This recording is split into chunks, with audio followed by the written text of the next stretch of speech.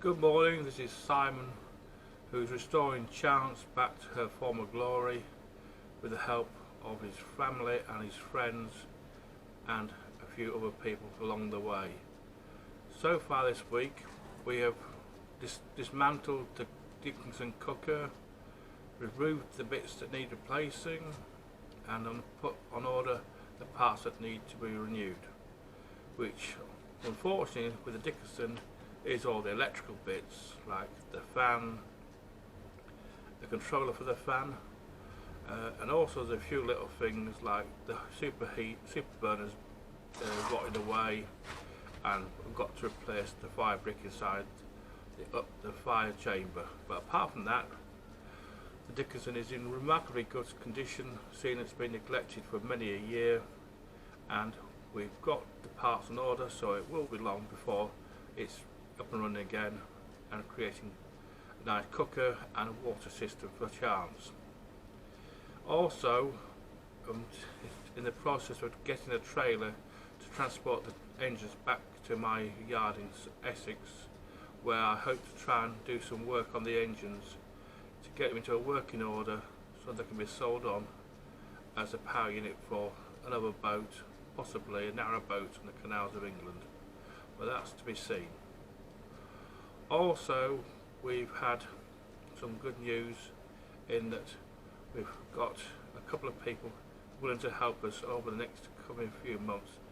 with the boat up in Wood Plumpton, so that we can get on with some major work in the new year. Hopefully, with a bit of persuasion and a bit of hard graft, we'll be able to get the planks that need replacing of the forepeak and the cockpit area Chance taken out and replaced, and also get the engine room cleared out as well. The main thing in the engine room that needs taken out are the two fuel tanks and the two water tanks which are under the side decks of Chance, which weren't able to come out before the engines came out because they were actually virtually sandwiched in beside the engines and the side of the hull. But now the engines are out, there's no reason why they can't come out with a bit of persuasion and a bit of brute force in places. But that's a thing we'll see after Christmas. At the moment, it's now time to unwind, get rested for the big fight after Christmas and the New Year, to get on with Chance, get her planks put back in, and get her into a stable condition to transport her down from Wood Plumpton down to Essex, where she'll be doing the rest of the restoration on her come next year.